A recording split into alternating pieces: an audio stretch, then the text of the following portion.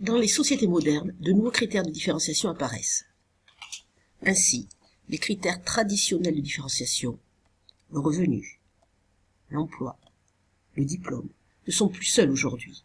De nouveaux critères apparaissent. Le sexe, l'âge, l'origine ethnique ou la stabilité de l'emploi. L'âge et le genre sont donc des variables sources d'inégalités. Leur définition apparemment simple ne l'est pas en réalité. Ainsi, on recourt fréquemment aux concepts de sexe et de genre sans les avoir définis précisément. Or, ces deux termes ne sont pas synonymes.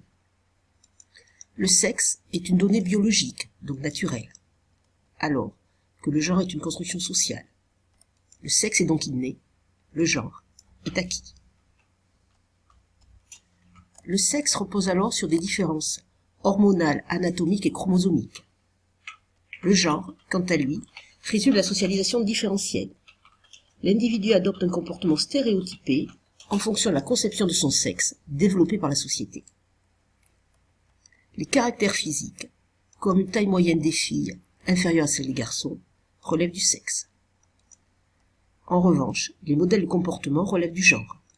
Par exemple, aujourd'hui les filles ont en moyenne des cheveux plus longs que les garçons.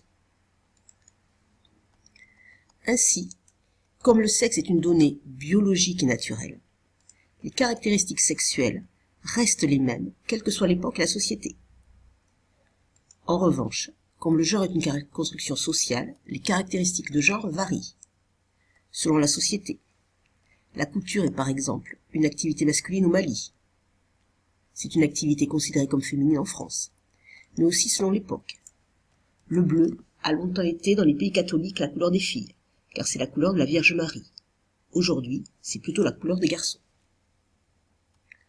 Autre critère de différenciation, aujourd'hui, l'âge.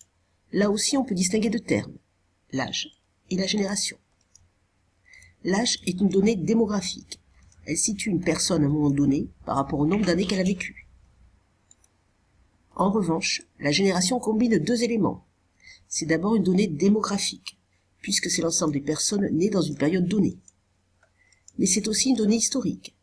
Des événements historiques clés ont marqué l'enfance et la jeunesse de ces personnes. Ainsi, l'âge évolue, mais la génération ne change pas. On peut alors distinguer un effet d'âge et un effet de génération. L'effet d'âge. Ici, c'est l'âge qui influence le comportement. Par exemple, les personnes âgées plus fragiles vont plus souvent chez le médecin.